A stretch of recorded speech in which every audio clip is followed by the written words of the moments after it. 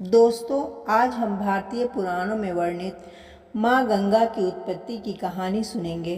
माँ गंगा न केवल एक पवित्र नदी हैं, बल्कि उन्हें एक देवी के रूप में पूजा जाता है। इस वीडियो में हम समझेंगे कि गंगा का पृथ्वी पर अवतरण कैसे हुआ।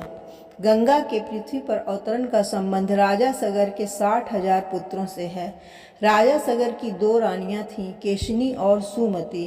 केशनी से एक पुत्र था जिसका नाम असमंज था। सुमति के 60,000 पुत्र थे। एक बार राजा सगर के मन में अश्वमेध यज्ञ करने का विचार आया। उन्होंने अश्वमेध यज्ञ के लिए घोड़ा छोड़ा। यज्ञ के अश्व को इंद्र ने चुराकर कपिल मुनि के आश्रम में बांध दिया। इधर राजा सगर के 60,000 पुत्र अश्व की खोज में निकले। खोजते खोजते वे पाताल लोक कपिल मुनि के आश्रम में पहुँचे और वहाँ देखा कि यज्ञ का अश्व बंधा हुआ है। उन्होंने समझा कपिल मुनि ने ही अश्व को चुराया है। उन्होंने मुनि को काफ़ी अपशब्द कहे। कपिल मुनि जो ध्यान में लीन थे, उन्होंने क्रोध में उन्हें श्राप दे दिया और क्षण भर में 60,000 पुत्रों की मृत्यु हो गई। पुत्रों के न लौटने पर राजा सगर चिंतित हो गए और उन्होंने असमंजन के पुत्र अंशुमान को उन्हें ढूंढने भेजा। ढूंढते ढूंढते वो भी कपिल मुनि के आश्रम में आए।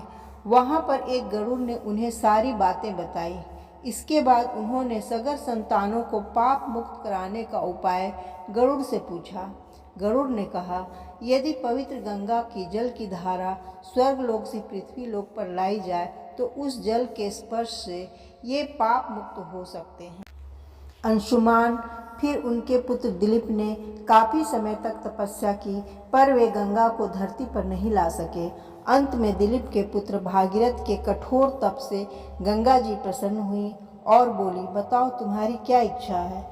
भागीरथ बोले, एकमात्र आपके स्पर्श से सगर पुत्र पाप मुक्त हो सकते हैं। माता गंगा ने कहा, मेरा वेग इतना प्रबल है कि एकमात्र महादेव को छोड़कर कोई भी मेरे वेग को धारण नहीं कर पाएगा। तब भगीरथ ने तपस्या कर महादेव को प्रसन्न किया।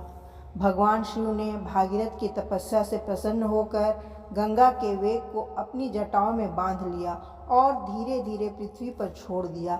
इस प्रकार गंगा का पृथ्वी पर अवतरण हुआ और भागीरथ उन्हें लेकर अपने पूर्वजों की राख तक पहुँचे, जहाँ गंगा जल से पवित्र होकर राजा सगर के सभी पुत्रों को मोक्ष प्राप्त हुआ। इसी कारण गंगा को भागीरथी भी कहा जाता है और गंगा को पृथ्वी पर लाने के इस महान कार्य को भागीरथ प्रयास भी कहा जाता है। अगर यह वीडियो पसंद आई हो तो लाइक, सब्सक्राइब और शेयर करना ना भूलें।